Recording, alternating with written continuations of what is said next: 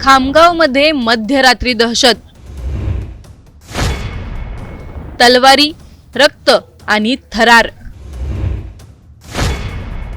गुन्हेगारांना कायद्याची भीती उरली आहे का? शांत झोपलेलं शहर, मध्यरात्रीची शांतता आणि अचानक दारावर मृत्यूची ठोकर. नेमकं काय घडलं त्या घरात? कोण होते ते हल्लेखोर? दरोडा की सुडाचा कट? आज खामगाव शहराला हादरवणारी एक भीषण घटना. प्रश्न अनेक आहेत, उत्तर मात्र अजून अस्पष्ट. शांत रात्र, एक कुटुंब आणि एका क्षणात सगळं रक्तात माखलेलं. सीसीटीव्ही कॅमेऱ्यांनी टिपलेला थरार. पोलीस यंत्रणा हल्ली, पण कारण अजून गूढच. मग नेमकं काय घडलं त्या मध्यरात्री? बुलढाणा जिल्ह्यातील खामगाव शहरात मध्यरात्री घडलेल्या एका थरारक घटनेने संपूर्ण शहर हादरून गेलं आहे. शहरालगतच्या वाडी परिसरात 4 ते 5 सशस्त्र दरोडेखोरांनी थेट एका घरात घुसखोरी करत अग्रवाल पिता पुत्रावर तलवार आणि धारदार शस्त्रांनी जीवघेणा हल्ला केल्याची गंभीर घटना घडली आहे. मनोज अग्रवाल आणि त्यांचा मुलगा मयंक अग्रवाल यांच्या घरात मध्यरात्री अज्ञात दरोडेखोरांनी जबरदस्तीने प्रवेश केला. घरात शिरताच कोणतीही चेतावणी न देता दोघांवर सपासप वार करण्यात आले. या भीषण हल्ल्यात दोघेही गंभीर जखमी झालेत. दोघांनाही तातडीने अकोला येथील रुग्णालयात हलवण्यात आले असून डॉक्टरांनी दोघांचीही प्रकृती चिंताजनक असल्याचं स्पष्ट केलं आहे.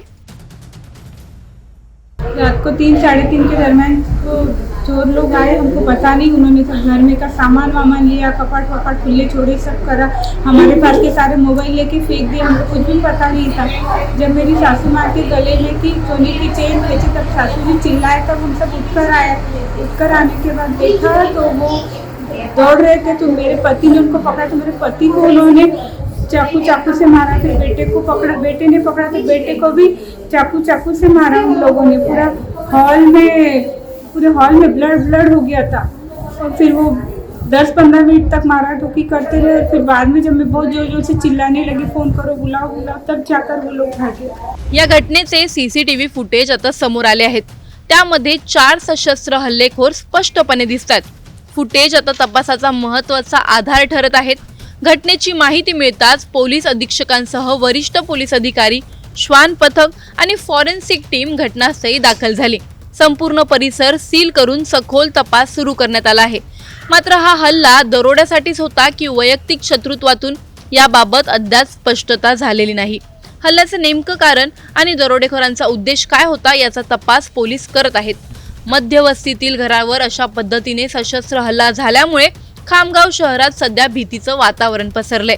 नागरिकांमध्ये अस्वस्थता असून कायद्याची भीती गुन्हेगारांना उरली आहे का, असा थेट सवाल उपस्थित केला जात आहे. नागरिकांकडून आरोपींच्या तातडीने अटकेची जोरदार मागणी केली जात आहे. शहरातील घरं आता सुरक्षित आहेत का?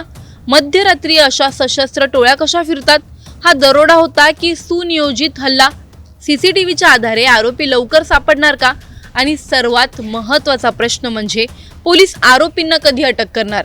खामगाव आज प्रश्न विचारतंय, उत्तरांची वाट पाहतंय आणि सुरक्षेची अपेक्षा करतंय. Bureau report, times now Marathi.